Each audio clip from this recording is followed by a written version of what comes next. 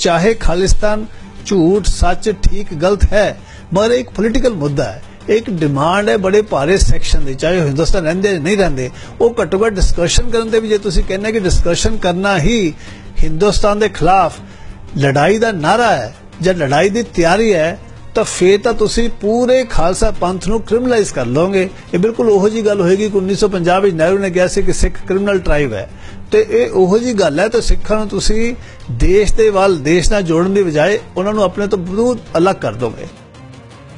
ਜਦੋਂ इंदिरा गांधी हत्या होंदी है तो उस केस विच भी हत्या का केस जिहड़ा बनदा है देश विरुद्ध जंग छेड़न दा नहीं। राजीव गांधी की हत्या होंदी है तो तमिल जिहड़े लिटे ने उन्हां खिलाफ भी जिहड़ा हत्या का केस बनदा है। इत्थों तक कि बाबरी मस्जिद ढाउण दे रिएक्शन च बॉम्बे बंब ब्लास्ट होंदे ने, उस केस विच भी जाके कोई देश धरोह या देश विरुद्ध जंग छेड़न दा केस नहीं बनदा। एडे वड्डे केस च उस भी जिहड़ा हैगा वो एक दंगे भड़काउण दा जो भी उस पद्धर ते लागू हुंदी धारा उहदा केस बनिया। पर एक नौजवान पंजाब दा 22-23 साल दा उसने फेसबुक सोशल मीडिया के उत्ते कोई इदां दी एक्टिविटी की है जां कुछ धार्मिक लिटरेचर या अपने सिख संघर्ष नाल संबंधित रवायती लिटरेचर छपवा के विदेश भेजिया है, उस खिलाफ देश धरोह दा जिहड़ा हैगा वो केस बन गया ते सब तो वड्डा इशारा पूरी सिख कौम नूं हो गया। आजादी तो बाद सिखां नूं बोलण दी आजादी नहीं रही, पर हुण सोशल मीडिया जो कि वर्ल्ड वाइड एक प्लेटफॉर्म है उस ते भी मन लगदा कि आजादी खोही जा रही है। सुप्रीम कोर्ट की जजमेंट ने कितना स्पष्ट किया है कि नारे भी लाओ खालिस्तान जिंदाबाद दे, राज करेगा खालसा, असीं हिंदुओं नूं बाहर कढ़ दांगे, पोस्टर किताबां रखना बिल्कुल जायज है। तुसीं पोस्टर सरकार बैन कर सकती है, किताबां बैन कर सकती है, बट बैन किताबां पढ़न नाल थानूं किसी कोई अरेस्ट नहीं कर सकता, किताबां कन्फिस्केट हो सकती है।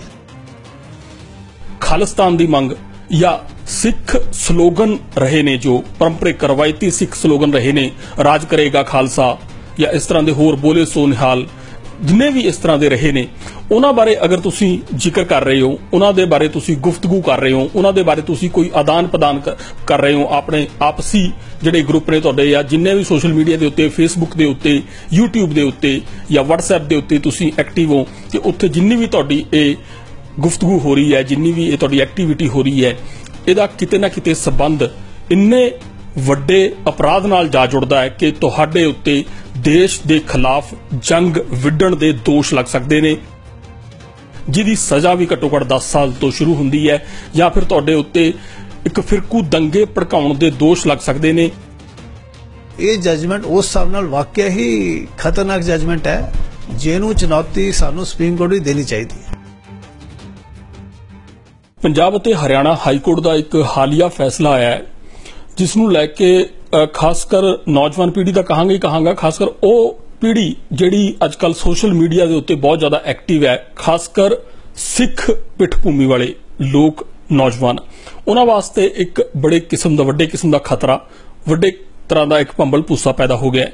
क्योंकि वो जजमेंट किते ना किते ये कहंदी लग रही है कि सोशल मीडिया के उत्ते तुसीं अपने धर्म बारे गल, अपने धर्म दीयां परंपरावां बारे गल, खासकर सिखां दी जो सिख संघर्ष का वड्डा एक केंद्र रहा है खालिस्तान दी मंग या सिख स्लोगन रहे ने जो परंपरिक रवायती सिख स्लोगन रहे ने, राज करेगा खालसा या इस तरह के होर बोले सो निहाल, जिन्ने भी इस तरह के रहे ने उन्हां बारे अगर तुसी जिक्र कर रहे हो, उन्हां दे बारे तुसी गुफ्तगू कर रहे हो, उन्हां दे बारे तुसी कोई आदान प्रदान कर रहे हो, अपने आपसी जिहड़े ग्रुप ने तुहाडे या जिन्ने भी सोशल मीडिया के उत्ते, फेसबुक के उत्ते, यूट्यूब के उत्ते या व्हाट्सएप के उत्ते तुसी एक्टिव हो, कि उत्थे जिन्नी भी तुहाडी ये गुफ्तगू हो रही है, जिन्नी भी ये तुहाडी एक्टिविटी हो रही है, इहदा किते ना किते संबंध इन्ने ਵੱਡੇ अपराध नाल जा जुड़दा है कि तुहाडे उत्ते देश के खिलाफ जंग विढ़ण दे दोष लग सकते ने, जिहदी सज़ा भी घट्टो घट 10 साल तो शुरू हुंदी है,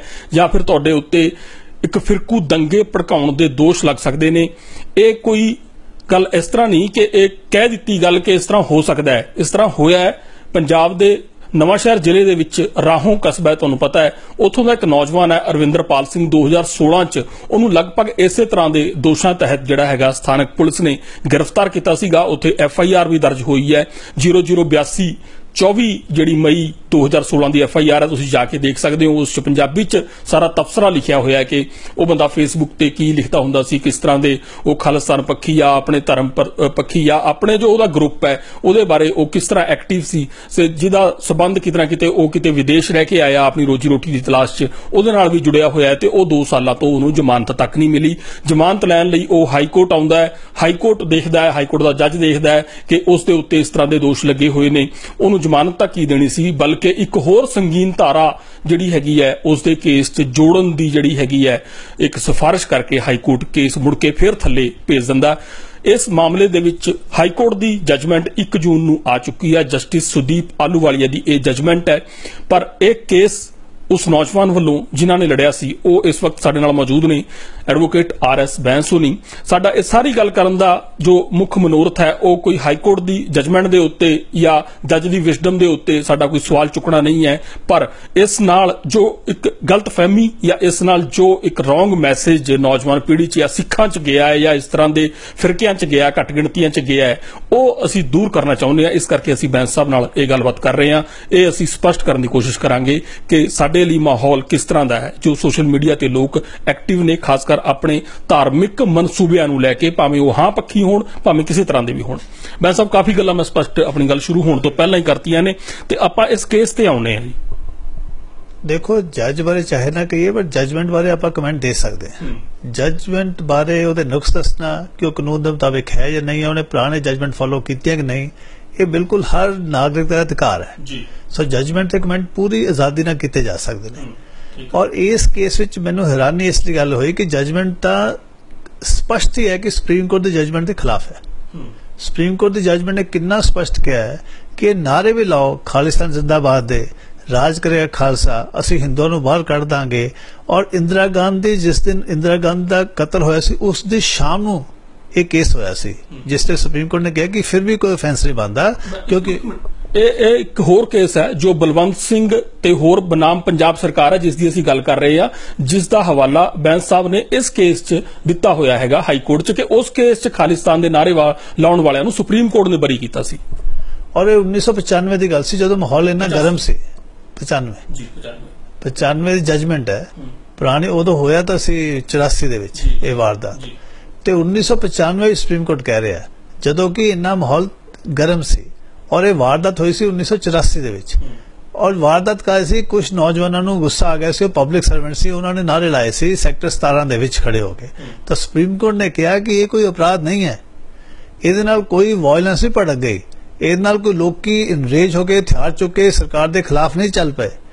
ਹੁਣ ਉਸ ਜਜਮੈਂਟ ਨੂੰ ਇਸ ਜਜਮੈਂਟ ਵਿੱਚ ਕਿਵੇਂ ਨਜ਼ਰ ਅੰਦਾਜ਼ ਕੀਤਾ ਹੈ, ਉਸ ਤੋਂ ਹੈਰਾਨੀ ਹੁੰਦੀ ਹੈ। ਜੱਜ ਸਾਹਿਬ ਨੇ ਰੀਜ਼ਨਿੰਗ ਦਿੱਤੀ ਹੈ ਕਿ ਦੇਖੋ ਉਹ ਗੱਲ ਤਾਂ ਠੀਕ ਹੈ, ਸੁਪਰੀਮ ਕੋਰਟ ਨੇ ਕਰਤਾ, ਪਰ ਤੁਸੀਂ ਤਾਂ ਫੇਸਬੁੱਕ ਤੇ ਲਿਖਦੇ ਹੋ, ਫੇਸਬੁੱਕ ਤਾਂ ਹਜ਼ਾਰਾਂ ਲੋਕੀ ਪੜ੍ਹਦੇ ਨੇ, ਉਹ ਦੁਨੀਆ ਦੇ ਕੋਨੇ-ਕੋਨੇ ਵਿੱਚ ਹੈ, ਇਸ ਕਰਕੇ ਉਹ ਜਜਮੈਂਟ ਇਸ ਕੇਸ ਵਿੱਚ ਐਪਲੀਕੇਬਲ ਨਹੀਂ ਹੈ।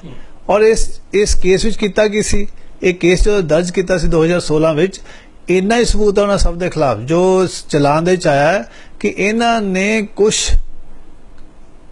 ਪੈਸੇ ਆਏ ਇਹਨਾਂ ਨੂੰ ਬਾਹਰੋਂ, ਉਹਨਾਂ ਨੇ ਕਿਹਾ ਪੈਸੇ ਕਿੰਨੇ ਸੀ, ਕੋਈ 58,000 ਜਾਂ 35,000 ਜਾਂ 20,000। ਉਹਨਾਂ ਨੇ ਕਿਹਾ ਕਿ ਇਹਨਾਂ ਨੂੰ ਕੁਝ, ਉਹਨਾਂ ਨੇ ਕੋਈ ਪੋਸਟਰ ਮੰਗਵਾਏ ਸੀ, ਜਿੱਦਾਂ ਸਾਖਾ 1978 ਦਾ ਪੋਸਟਰ, 84 ਦਾ ਪੋਸਟਰ, ਬਲੂ ਸਟਾਰ ਦਾ ਪੋਸਟਰ, ਇਹਨਾਂ ਨੇ ਉਹ ਪੋਸਟਰ ਬਣਾ ਕੇ ਭੇਜ ਦਿੱਤੇ। ਉਹਨਾਂ ਨੇ ਕੁਝ ਕਿਤਾਬਾਂ ਮੰਗੀਆਂ ਸੀ, 15-15 ਰੁਪਏ ਦੀ ਕਿਤਾਬਾਂ ਸੀ, ਉਹਨਾਂ ਦੀਆਂ 100 ਕਾਪੀਆਂ ਛਪਾ ਕੇ ਲਾਭ ਸਿੰਘ ਸ਼ਹੀਦ ਦੇ ਨਾਮ ਦੀ ਜਿਹੜੀ ਉਹਦੀ ਬਾਇਓਗ੍ਰਾਫੀ ਸੀ ਉਹ ਭੇਜ ਦਿੱਤੀ। ਕੁਝ ਕੱਪੜੇ ਮੰਗਵਾਏ ਸੀ, ਕੁਝ ਕੜੇ ਮੰਗਵਾਏ ਸੀ, ਇਦਾਂ ਹੀ ਛੋਟੀਆਂ ਗੱਲਾਂ, ਕੁਝ ਪੋਸਟਰ ਮੰਗਵਾਏ ਸੀ। ਇਹਨਾਂ ਸਾਰਿਆਂ ਸਿਰਫ ਇੰਨੇ ਸਬੂਤ ਹੈ। ਉਹਨਾਂ ਕੋਲ ਪਕੜੇ ਗਏ, ਉਹਨਾਂ ਦੇ ਘਰ ਸਰਚ ਕੀਤੇ ਗਏ, ਉਹਨਾਂ ਕੋਲ ਕੋਈ ਹਥਿਆਰ ਨਹੀਂ ਮਿਲੇ, ਉਹਨਾਂ ਕੋਲ ਕੋਈ ਵੀ ਐਸੀ ਚੀਜ਼ ਨਹੀਂ ਮਿਲੀ ਜਿਹੜੀ ਕਾਨੂੰਨ ਦੇ ਮੁਤਾਬਿਕ ਨਾਜਾਇਜ਼ ਕਿਹਾ ਜਾ ਸਕਦਾ ਹੈ। ਪੋਸਟਰ ਕਿਤਾਬਾਂ ਰੱਖਣਾ ਬਿਲਕੁਲ ਜਾਇਜ਼ ਹੈ, ਤੁਸੀਂ ਪੋਸਟਰ ਸਰਕਾਰ ਬੈਨ ਕਰ ਸਕਦੀ ਹੈ, ਕਿਤਾਬਾਂ ਬੈਨ ਕਰ ਸਕਦੀ ਹੈ, ਬਟ ਬੈਨ ਕਿਤਾਬਾਂ ਪੜ੍ਹਨ ਨਾਲ ਤੁਹਾਨੂੰ ਕਿਸੇ ਵੀ ਅਰੈਸਟ ਨਹੀਂ ਕਰ ਸਕਦਾ, ਕਿਤਾਬਾਂ ਕਨਫਿਸਕੇਟ ਹੋ ਸਕਦੀਆਂ। तो उसके बावजूद इन्होंने फड़ लिया, पुलिस ने केस बना दिता अनलॉफुल एक्टिविटीज प्रिवेंशन एक्ट कि ये तो देश के खिलाफ लड़ाई कर रहे हैं। ਅਸੀਂ सोचा सी कि सरकार और पुलिस तो धक्का करती है, घट्टो घट हाई कोर्ट तो इस गल नूं मन्नेगा क्योंकि कानून स्पष्ट है कि सिर्फ व्हाट्सएप ते बोलण लई जां फेसबुक ते बोलण लई जां कुछ कमेंट कहण लई इन्ना वड्डा अधिकार सुप्रीम कोर्ट ने दिता होया है कि ये सारियां तुसीं पार्ट ऑफ तुहाडी आज़ादी का हिस्सा है। ਤੁਸੀਂ ਕੁਝ ਵੀ ਡਿਸਕਸ਼ਨ ਕਰ ਸਕਦੇ ਹੋ। ਜਦ ਤੱਕ ਤੁਸੀਂ ਪਲਾਨ ਨਹੀਂ ਬਣਾਉਂਦੇ, ਜਦ ਤੱਕ ਤੁਸੀਂ ਕੋਈ ਅਪਰਾਧ ਕਰਨ ਦੀ ਤਿਆਰੀ ਨਹੀਂ ਕਰਦੇ, ਜਦ ਤੱਕ ਤੁਸੀਂ ਕੋਈ ਹਥਿਆਰ ਨਹੀਂ ਇਕੱਠੇ ਕਰਦੇ, ਔਰ ਦੇਸ਼ ਦੇ ਖਿਲਾਫ ਜਿਹੜੀ ਲੜਾਈ ਕਰਦਾ ਉਹ ਤਾਂ ਐਡੀ ਵੱਡੀ ਪੱਥਰ ਤੇ ਤਿਆਰੀ ਹੋਣੀ ਚਾਹੀਦੀ ਹੈ, ਜਿੱਦਾਂ ਕਿ 26/11 ਕਸਰ ਨੇ ਕੀਤੀ ਸੀ। ਬਾਹਰਲੇ ਦੇਸ਼ਾਂ ਤੋਂ ਹਥਿਆਰਬੰਦ ਹੋ ਕੇ ਉਹਨਾਂ ਨੇ ਦੇਸ਼ ਤੇ ਪੂਰਾ ਅਟੈਕ ਕੀਤਾ ਸੀ। ਸਿਰਫ ਉਹਨਾਂ ਕੇਸਾਂ ਵਿੱਚ ਵੇजिंग ਵਾਰ ਦਾ ਕਦੀ ਅਫੈਂਸ ਲੱਗਾ ਹੈ। ਜਦੋਂ ਇੰਦਰਾ ਗਾਂਧੀ ਨੂੰ ਮਾਰਿਆ ਸੀ ਵੇजिंग ਵਾਰ ਦਾ ਨਹੀਂ ਸੀ ਲੱਗਾ, ਉਹ ਮਰਡਰ ਕੇਸ ਵਿੱਚ ਸਜ਼ਾ ਹੋਈ ਸੀ। ਜਦੋਂ ਰਾਜੀਵ ਗਾਂਧੀ ਨੂੰ ਮਾਰਿਆ ਸੀ ਉੱਥੇ ਵੀ ਵੇजिंग ਵਾਰ ਦਾ ਅਫੈਂਸ ਨਹੀਂ ਲੱਗਾ ਸੀ। ਜਦੋਂ 1992 ਦੇ ਰਾਇਟਸ ਹੋਏ ਸੀ, ਬੰਬ ਬਲਾਸਟ ਹੋਏ ਸੀ, ਉਹਦੇ ਵਿੱਚ ਵੀ ਵੇजिंग ਵਾਰ ਦਾ ਨਹੀਂ ਸੀ, ਕਿ ਬਦਲਾ ਲੈਣ ਲਈ ਲਿਆ ਸੀ। ਬਾਬਰੀ ਮਸਜਿਦ ਬਦਲਾ ਲੈਣ ਸੀ, ਸੁਪਰੀਮ ਕੋਰਟ ਕਹੇ ਵੇजिंग ਵਾਰ ਨਹੀਂ ਹੈ। ਔਰ ਤੁਸੀਂ ਜਦੋਂ ਕਾਨੂੰਨ ਇਹਨਾਂ ਸਪਸ਼ਟ ਹੋਵੇ, ਉਸ ਤੋਂ ਬਾਅਦ ਹਾਈ ਕੋਰਟ ਕਹਿ ਰਿਹਾ ਹੈ ਕਿ ਨਹੀਂ, ਕਿਉਂਕਿ ਤੁਸੀਂ ਫੇਸਬੁੱਕ ਵਿੱਚ ਉਹਨਾਂ ਪੋਸਟਰ ਨੂੰ ਸ਼ੇਅਰ ਕੀਤਾ ਹੈ। ਇਹਨਾਂ ਬੰਦਿਆਂ ਨੇ ਕੁਝ ਲਿਖਿਆ ਨਹੀਂ ਆਪਣੇ ਵੱਲੋਂ, ਇਹਨਾਂ ਨੇ ਕੁਝ ਸ਼ੇਅਰ ਕੀਤਾ ਹੈ, ਉਹ ਵੀ ਆਪਣੇ ਨਾਮ ਥੱਲੇ ਨਹੀਂ। ਇਹ ਪੁਲਿਸ ਦਾ ਕੇਸ ਹੈ ਕਿ ਜੀ ਇਹਨੇ ਇੱਕ ਝੂਠਾ ਅਕਾਊਂਟ ਬਣਾਇਆ ਸੀ। ਮੰਨ ਲਿਆ ਇਹਨੇ ਝੂਠਾ ਅਕਾਊਂਟ ਬਣਾਇਆ ਸੀ, ਹਾਲਾਂਕਿ ਹਲੇ ਸਬੂਤ ਪੇਸ਼ ਹੋਣੇ ਹੈ ਕਿ ਝੂਠਾ ਕਿਵੇਂ ਕਹਿ ਰਹੇ ਹੋ ਤੁਸੀਂ। ਮਗਰ ਇਹ ਪੋਸਟਰ ਜਰਨੈਲ ਸਿੰਘ ਭਿੰਡਰਾਂਵਾਲੇ ਦੇ ਨਾਮ ਤੇ ਕੋਈ ਪੋਸਟਰ, 1978 ਦੇ ਸਾਕੇ ਤੇ ਕੋਈ ਪੋਸਟਰ, ਰਾਜ ਕਰੇਗਾ ਖਾਲਸਾ ਦੇ ਪੋਸਟਰ, ਖਾਲਿਸਤਾਨ ਜ਼ਿੰਦਾਬਾਦ ਦੇ ਪੋਸਟਰ, ਇਹ ਸਾਰੀਆਂ ਚੀਜ਼ਾਂ ਨੂੰ ਕਹਿਣਾ ਕਿ ਦੇਸ਼ ਦੇ ਵਿਰੁੱਧ ਲੜਾਈ ਕਰਨ ਦੀ ਤਿਆਰੀ ਹੈ, ਇਹ ਤਾਂ ਤੁਹਾਡੀ ਇਮੇਜਿਨੇਸ਼ਨ ਤੋਂ ਹੈਰਾਨ ਹੋ ਗਿਆ ਕਿ ਮੇਰੇ 32 ਸਾਲ ਦੇ ਪੂਰੇ ਲੀਗਲ ਪ੍ਰੈਕਟਿਸ ਵਿੱਚ ਇਹੋ ਜਿਹਾ ਕੋਈ ਕੇਸ ਨਹੀਂ ਆਇਆ ਜਿੱਥੇ ਕਿ ਏਡੀ ਵੱਡੀ ਕਾਨੂੰਨ ਦੇ ਅਲੱਗ ਜਾ ਕੇ ਸਾਰੇ ਸੁਪਰੀਮ ਕੋਰਟ ਦੇ ਜਜਮੈਂਟ ਨੂੰ ਇੱਕ ਪਾਸੇ ਰੱਖ ਕੇ ਇਹੋ ਜਿਹੀ ਜਜਮੈਂਟ ਦਿੱਤੀ ਜਾਵੇ, ਉਹ ਵੀ ਜ਼ਮਾਨਤ ਦੇ ਕੇਸ ਵਿੱਚ। ਆਮ ਤੌਰ ਤੇ ਲੋਕੀ ਜ਼ਮਾਨਤ ਦੇ ਕੇਸ ਵਿੱਚ ਕਹਿੰਦੇ ਆ ਕਿ ਚਲੋ ਜ਼ਮਾਨਤ ਤਾਂ ਨਹੀਂ ਸੀ ਦੇ ਰਹੇ, ਬਟ ਹੋਰ ਕੁਝ ਕਮੈਂਟ ਨਹੀਂ ਕਰਦੇ। ਔਰ ਇਹ ਬਾਰ-ਬਾਰ ਸੁਪਰੀਮ ਕੋਰਟ ਕਹਿੰਦੇ ਕਿ ਜ਼ਮਾਨਤ ਦੇ ਉੱਤੇ ਤੁਸੀਂ ਇਹੋ ਜਿਹਾ ਕਮੈਂਟ ਨਾ ਕਰੋ, ਤੁਹਾਡਾ ਜਿਹੜਾ ਟ੍ਰਾਇਲ ਖਰਾਬ ਹੋ ਜਾਏ ਮਜਰਮ ਦਾ। ਇੱਥੇ ਜੱਜ ਸਾਹਿਬ ਨੂੰ ਦੱਸਿਆ ਗਿਆ ਕਿ ਇਸ ਗੱਲ ਤੇ ਚਾਰਜ ਵੀ ਉਹਨਾਂ ਦੇ ਨਹੀਂ ਲੱਗੇ। ਉਹਨਾਂ ਨੇ ਕਿਹਾ ਕੋਈ ਗੱਲ ਨਹੀਂ, ਇਸ ਤਰ੍ਹਾਂ ਦੇ ਚਾਰਜ ਚਾਹੇ ਨਹੀਂ ਲਾਏ, ਬਟ ਇਹ ਆਫੈਂਸ ਬਣਦਾ, ਉਹਦੀ ਵੀ ਆਖੇ ਸਜ਼ਾ ਉਮਰ ਕੈਦ ਹੈ। ਇਸ ਕਰਕੇ ਟ੍ਰਾਇਲ ਕੋਰਟ ਨੂੰ ਇੱਕ ਤਰ੍ਹਾਂ ਦੀ ਹਦਾਇਤਾਂ ਦੇਤੀਆਂ ਕਿ ਘੱਟੋ ਘੱਟ ਇਹ ਚਾਰਜ ਲਾ ਕੇ ਉਮਰ ਕੈਦ ਤਾਂ ਦੇ ਹੀ ਦਿਓ। ਇਹ ਕਦੀ ਵੀ ਹਾਈ ਕੋਰਟ ਨਹੀਂ ਕਰਦਾ, ਬਟ ਉਹਨੇ ਕੀਤਾ।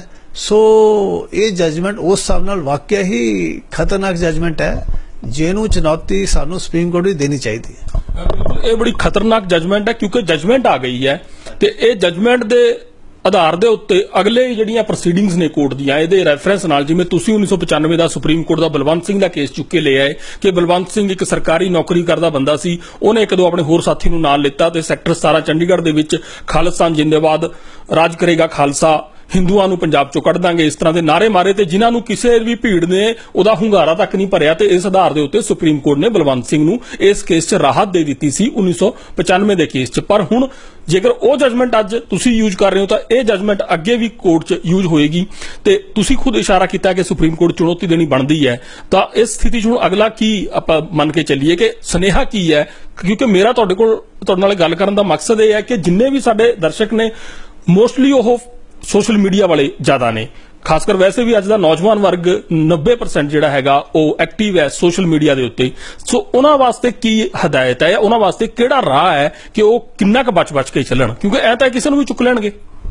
ਦੇਖੋ, ਜਿਹੜਾ ਕਾਨੂੰਨ, ਜਿਹੜਾ ਸੁਪਰੀਮ ਕੋਰਟ ਅਲਟੀਮੇਟਲੀ ਜੋ ਕਾਨੂੰਨ ਲੇ ਡਾਊਨ ਕਰਦਾ ਉਹ ਤਾਂ ਸਪਸ਼ਟ ਹੈ ਕਿ ਸੋਸ਼ਲ ਮੀਡੀਆ ਤੁਹਾਨੂੰ ਬੋਲਣ ਦੀ ਪੂਰੀ ਆਜ਼ਾਦੀ ਹੈ। ਕਨਸਟੀਟਿਊਸ਼ਨਲ ਬੈਂਚ ਨੇ ਕਹਿਤਾ ਹੈ ਰਾਈਟ ਟੂ ਪ੍ਰਾਈਵੇਸੀ ਹੈ। ਤੁਸੀਂ ਇਹ ਵੀ ਨਹੀਂ ਕਹਿ ਸਕਦੇ ਤੁਸੀਂ ਕੀ ਗੱਲਾਂ ਕਰਦੇ ਹੋ ਮੈਨੂੰ ਦੱਸੋ, ਜਦ ਤੱਕ ਤੁਸੀਂ ਕੋਈ ਕ੍ਰਾਈਮ ਦੀ ਪ੍ਰੈਪਰੇਸ਼ਨ ਨਹੀਂ ਕਰ ਰਹੇ, ਜਦ ਕਿਸੇ ਕ੍ਰਾਈਮ ਦੀ ਪਲੈਨਿੰਗ ਨਹੀਂ ਕਰ ਰਹੇ। ਅਦਰਵਾਈਜ਼ ਜਨਰਲ ਕਮੈਂਟ ਤੁਸੀਂ ਕੋਈ ਵੀ ਆਈਡੀਓਲੋਜੀ ਤੇ ਕਹਿ ਸਕਦੇ ਹੋ। ਹੁਣ ਕਮਿਊਨਿਸਟ ਆਰਮਡ ਸਟਰਗਲ ਦੀ ਗੱਲ ਕਰਦੇ ਆ, ਇਹ ਥੋੜੀ ਕਿ ਤੁਸੀਂ ਉਹਨਾਂ ਦੇ ਖਿਲਾਫ ਜੁਰਮ ਲਾ ਦਿਓਗੇ ਜੀ ਇਹ ਤਾਂ ਲੜਾਈ ਸ਼ੁਰੂ ਕਰਤੀ ਇਹਨਾਂ ਨੇ ਹਥਿਆਰ ਚੁੱਕ ਕੇ। ਜਦ ਤੱਕ ਹਥਿਆਰ ਇਕੱਠੇ ਨਹੀਂ ਕਰਦੇ, ਜਦ ਤੱਕ ਬੰਦੇ ਇਕੱਠੇ ਨਹੀਂ ਕਰਦੇ, ਵਿਆਪਕ ਤਰੀਕੇ ਨਾਲ ਤੁਸੀਂ ਤਿਆਰੀ ਨਹੀਂ ਕਰਦੇ, ਉਦ ਤੱਕ ਤੁਸੀਂ ਇਹੋ ਜਿਹੇ ਸੰਗੀਨ ਅਪਰਾਧ ਨਾਲ ਕਿਸੇ ਨੂੰ ਫੜ ਨਹੀਂ ਸਕਦੇ। ਦੇਖੋ, ਸੋਚਣਾ, ਮੈਂ ਸੋਚ ਸਕਦਾ ਕਿ ਮੈਂ ਕਿਸੇ ਨੂੰ ਗੋਲੀ ਮਾਰਨੀ ਹੈ, ਮਗਰ ਜਦ ਤੱਕ ਮੈਂ ਉਹਦੀ ਤਿਆਰੀ ਕਰਨ ਦਾ ਪਹਿਲਾ ਸਟੈਪ ਨਹੀਂ ਚੁੱਕਦਾ, ਮੇਰਾ ਸੋਚਣਾ ਗਲਤ ਨਹੀਂ ਹੈ। ਮੇਰੇ ਸੋਚਣ ਦੇ ਕੋਈ ਕਾਨੂੰਨ ਮੇਰੀ ਸੋਚਣ ਤੇ ਪਾਬੰਦ ਨਾ ਹੁੰਦਾ, ਉਹ ਮੇਰੀ ਆਜ਼ਾਦੀ ਹੈ। ਮੈਂ ਸੋਚ ਸਕਦਾ, ਮੈਂ ਡਿਸਕਸ਼ਨਾਂ ਕਰ ਸਕਦਾ, ਮੈਂ ਸੈਮੀਨਾਰ ਕਰ ਸਕਦਾ ਕੋਈ ਵੀ ਪੋਲੀਟੀਕਲ ਮੁੱਦੇ ਤੇ।